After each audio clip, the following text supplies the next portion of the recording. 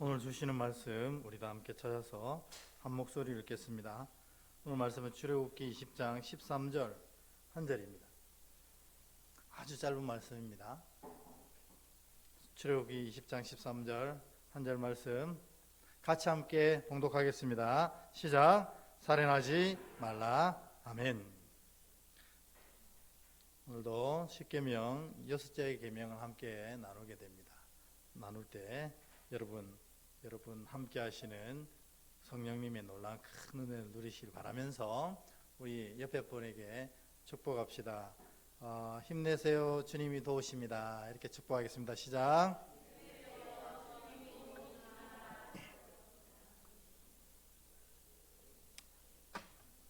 네, 믿음이 별게 있겠습니까? 우리 모양이 다 고만고만하고 비슷비슷한데 믿음이 위대한 이유는 주님이 우리와 함께 하셔서 우리를 도우시기 때문에 그렇습니다. 여러분 인생이 우리 때문 아니라 주님 때문에 날마다 새로워지는 은혜가 있기를 바라고, 또 이 저녁에 주님 만나서 정말 크고 놀라운 은혜를 풍성히 누리고 새 힘을 얻어서 돌아가시는 여러분 되길 주의 이름으로 축복합니다. 오늘 계명은 단순합니다. 살인하지 말라 하는 겁니다. 여러분, 이 생명의 주인이 누구이십니까? 하나님이시거든요. 그러니까 모든 생명은 고귀한 겁니다. 어느 하나 천하고 어느 하나 함부로 대해도 되는 생명은 하나도 없습니다. 사람도 마찬가지고 동물도 마찬가지고 식물도 마찬가지고, 아니 그냥 무생물들도 마찬가지입니다. 다 하나님이 창조하셨기 때문에 다 고귀한 겁니다. 그래서 이 하나님이 창조하신 이 고귀한 것들, 특별히 생명들을 소중히 여기는 것이 믿음입니다. 예전에 저희 교회도 전도용품으로 물티슈를 쓴 적이 있습니다. 근데 이 물티슈 한 장이 썩는데 100년이 걸린답니다. 그리고 다 썩기까지 지구를 얼마나 아프게 하는지 많은 내용들이 발표되었습니다. 근데 교회가 물티슈를 전도용품으로 써서 되겠습니까? 이게 그냥 지구를 살리자가 아니라 하나님이 만드신 지구를 우리가 소중히 여기고 존중하는 것입니다. 신문에 보면은 이렇게 요즘에 길고양이들이나 들개들이 많이 있습니다. 또 그것 때문에 일어나는 많은 문제가 있습니다. 그러나 그것도 생명이기에 우리가 막 함부로 다루어서는 안 되는 것입니다. 그래서 하나님이 창조하신 생명의 고귀함을 생각하면서 이것을 대해야 하는 겁니다. 하물며 사람이겠습니까?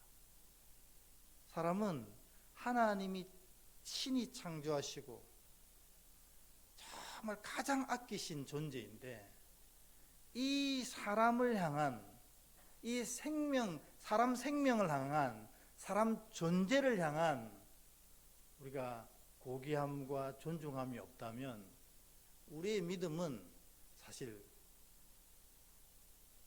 좀 문제가 있는 것입니다.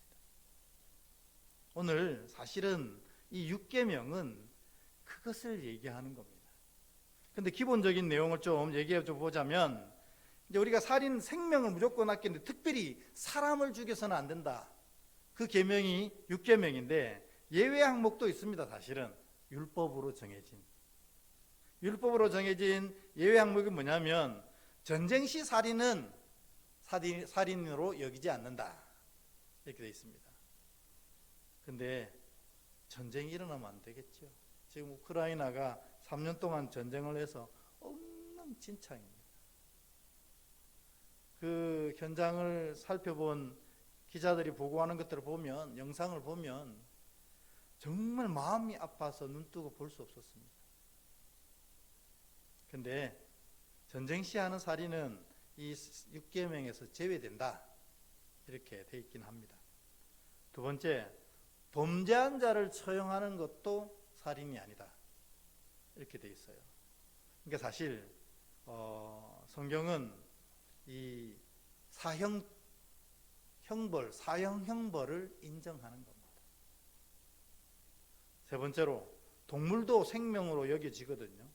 그러니까 동물을 먹기 위해서 죽이는 것 아니면 절대로 죽일 수 없다. 이것이 율법입니다. 그러니까 여기 보면 결론적으로 불필요하거나 불법적인 살인이나 살생을 하지 말라. 이렇게 되어 있는 겁니다. 그러니까 여러분, 생명을 아껴야 됩니다.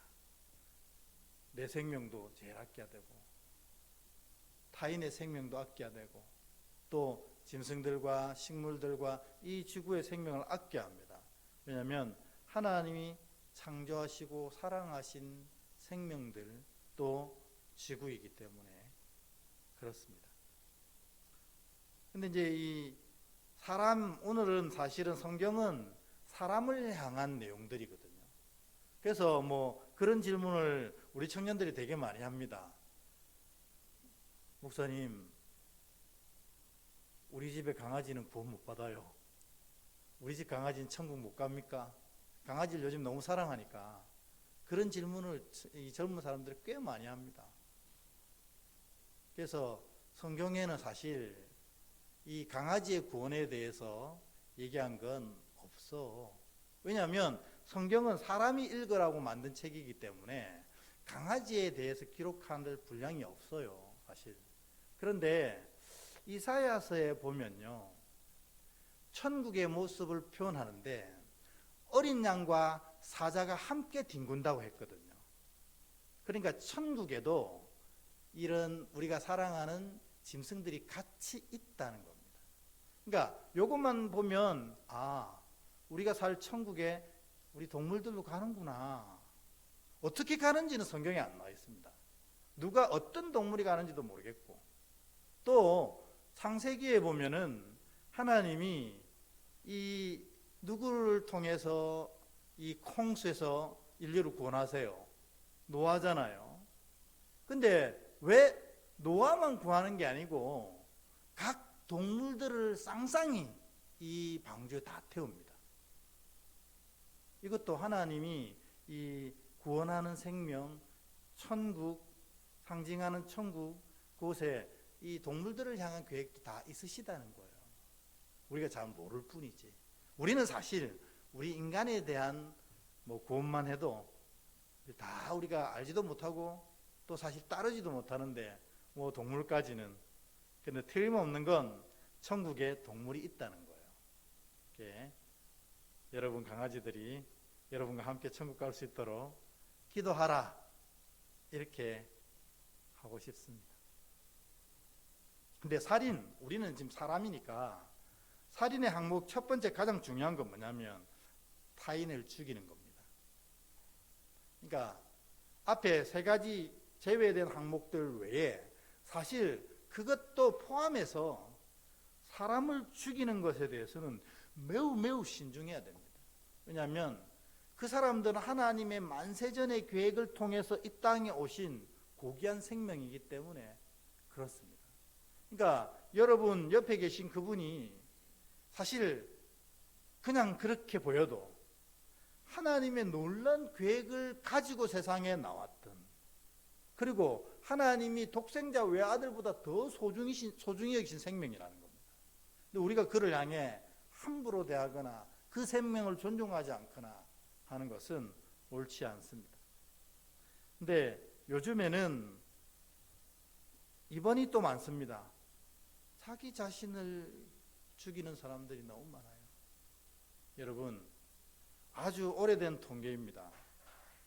2019년 통계인데 30분에 한 명씩 자살합니다. 우리가 예배 시간이 1시간이면 우리가 예배 드리는 동안 대한민국 안에서만 2명이 자살해서 성공하는 겁니다. 성공해야 죽을 수 있거든요. 사람 목숨이 얼마나 질깁니까? 그러니까 보통 시도는 5배 정도 합니다. 그러니까 1시간에 10명이 자살을 시도하는 거예요. 우리나라에서만 2019년에 그랬습니다. 지금은 더 올라갔다고 봐야죠. 근데 10명이 1시간에 자살을 시도하는데 그 중에 2명이 성공해서 죽는다는 겁니다. 그러니까 타인의 생명도 아낄 뿐만 아니라 여러분의 생명도 매우 소중히 여기셔야 됩니다.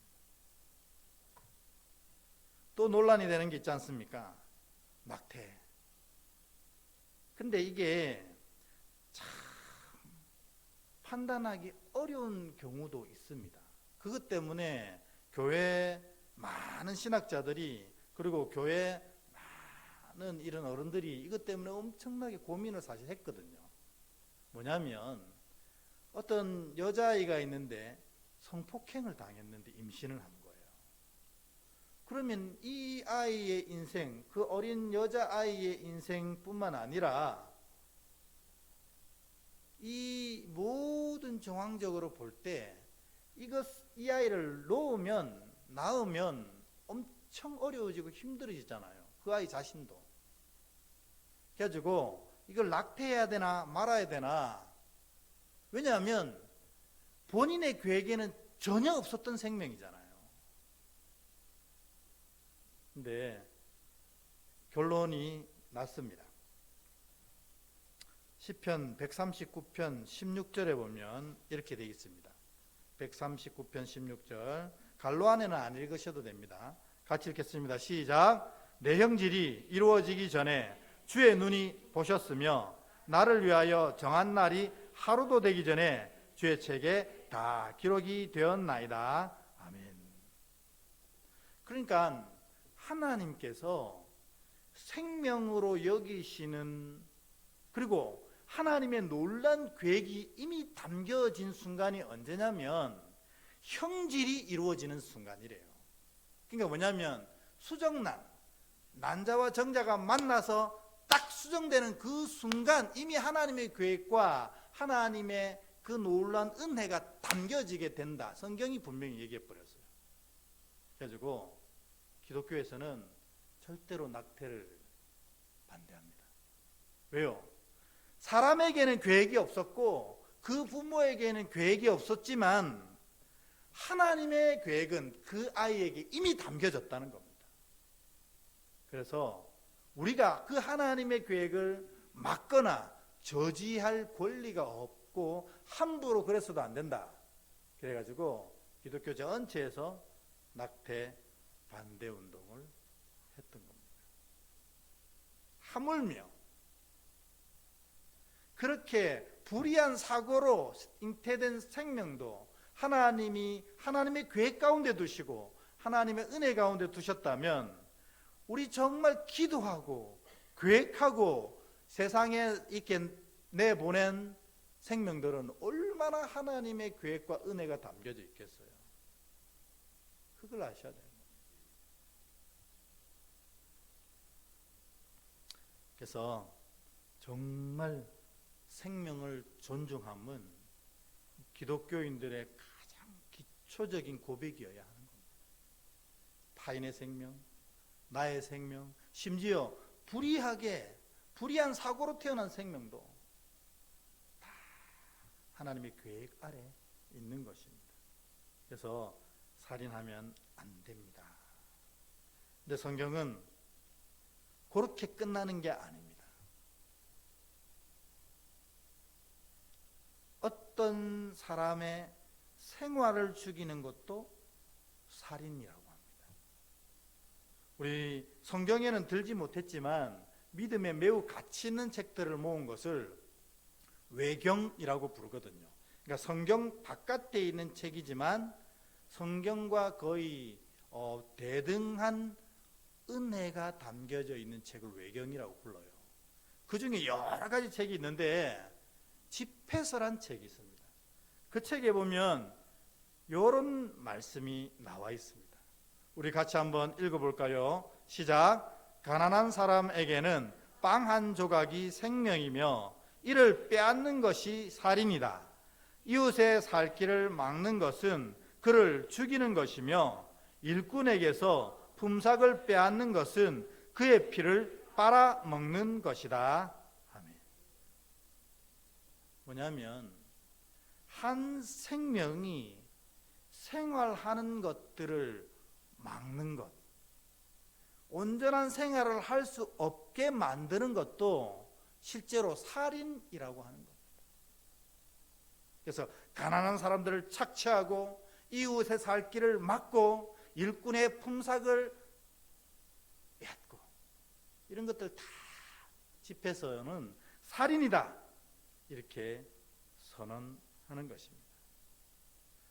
우리 종교개혁, 우리 개신교를 낳게 한 종교개혁자 루터는요, 그래서 더 나아가서 어떤 사람이 생활고로 죽어가고 있는데도 예수 믿는 사람들이 그것을 외면하면 그것도 살인이라고 그렇게 얘기했어요. 그만큼 생명을 존중하는 태도가 분명하다는 것입니다. 저는 학교를 나오고 직장을 다니다가 신학을 한 케이스입니다. 근데 제 첫 직장 사장님이 아주 젊은 사장인데 그 당시에 40대였습니다. 근데 5층짜리 빌딩이 3채를 가지고 있습니다. 그리고 자기가 사는 집도 200평이 넘는 그런 집에 사는 사람이었습니다. 수완이 보통이 아니었습니다. 근데 이 사람이 건설회사 사장이었거든요. 이 사람의 주특기가 뭐냐면 이 일꾼들, 목수들, 또 공사 현장에 있는 사람들의 이 월급을 떼먹는 게 주특기였습니다. 한 6개월 정도 월급을 안 주기 시작합니다. 근데 그분들은 계속 일을 해야 되니까 월급을 못 받아도 계속 일을 하는 거예요. 그러면 딱 눈치가 있습니다. 6개월 뒤에 부도 처리해버리는 거예요.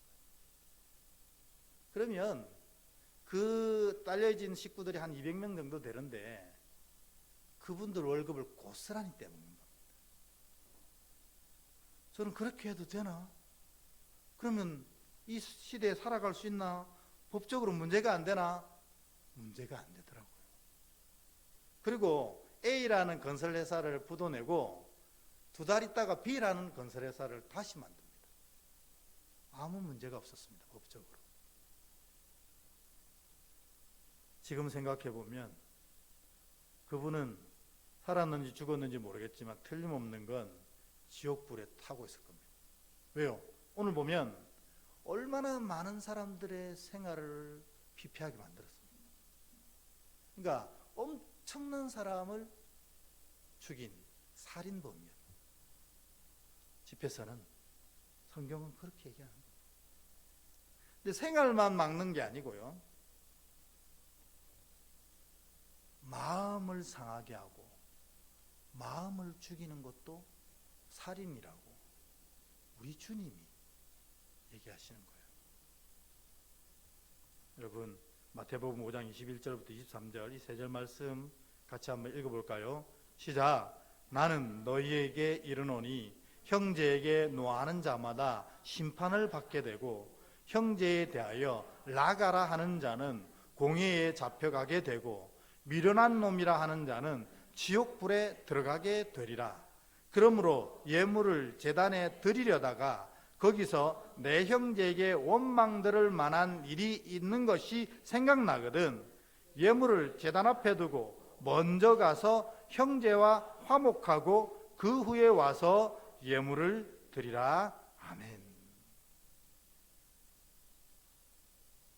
형제에게 노하는 자마다 하나님의 심판을 받는다는 것. 형제에 대하여 라가라 하는, 라가는 우리말로 치면 바보거든요. 형제에 대하여 바보라고 욕하고 놀리는 자도 공회에 잡혀가고 미련한 놈이라고 하는 자도 지옥불에 떨어지게 된다. 이렇게 얘기하는 겁니다. 여러분, 예배 한 번 안 드린다고 지옥 가지는 않습니다. 하나님 명령 한 번 어겼다고 지옥 가지도 않습니다. 근데 하나님의 생명의 마음을 무너뜨리는 것은 오늘 분명히 말씀하시기를 지옥불에 들어가게 될 거라고 선언하시는 거예요. 그러니까 이건 왜 그럴까요? 살인이기 때문에 그렇죠. 마음을 죽이는 것도 살인이라는 겁니다. 그러니까 여러분, 나는 한 번도 생명을 죽인 적이 없는데 잘하셨어요. 생명을 존중하고 아껴야 됩니다. 그런데 혹시 누구의 생활을 막았던 적은 없습니까? 그거 살인입니다. 근데 더 우리가 가장 많이 저지르고 있는 게 뭐냐면 형제의 마음을 죽이고 있으면서도 그냥 살아가고 있는 거예요. 아무렇지도 않게. 하나님이 다 용서하신다 했어요. 근데 오늘 분명히 말씀에 기록되어 있지 않습니까? 형제의 마음을 죽이는 자는 지옥불에 떨어지리라. 주님의 말씀이 분명한데 더 이상 무슨 토를 달겠어요? 이건 용서 안 된다. 왜? 생명을 죽이는 살인죄이기 때문에. 10계명, 6계명을 어기는 죄이기 때문에 그런 겁니다. 그러니까 특별히 믿음의 백성들은 이걸 정말 조심해야 됩니다. 내가 혹시 형제와 자매의 마음을 죽이지는 않았나? 내가 형제와 자매의 마음을 아프게 하지는 않았나? 내 말 한마디로 그의 모든 마음이 와르르 무너내리지는 않았나? 이게 살인이라는 거. 주님이 그런 자들은 분명히 지옥불에 떨어지게 될 거라고 선언하셨어요. 그러니까 사실 1번, 2번 이것은 우리가 이렇게 안 하고 있을 수 있지만 3번에 걸리는 분들이 너무 많을 거라는 거예요. 근데 주님은 그걸 콕 찍어서 얘기하셨어요. 형제의 마음을 죽이는 자는 지옥불에 떨어질 거다. 미국에 가면 큰 교회가 많은데 아마 제 생각에는 제일 큰 교회 중에 한 교회일 거예요. 윌로우 크릭 교회. 지금 이 목사님이 아마 은퇴하셨을 건데 빌 하이벨스 목사님이 세우신 교회거든요.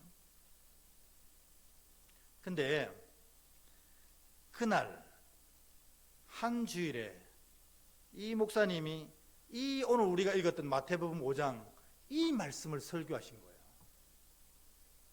갑자기 설교하다가 목사님이 사시나무 떨듯이 뜨는 겁니다. 왜요? 본인도 이 말씀에 걸리는 거예요. 그래가지고 이런 얘기를 하고 설교를 멈췄어요. 사랑하는 성도 여러분, 내가 이게 이렇게 큰 죄인지 몰랐습니다.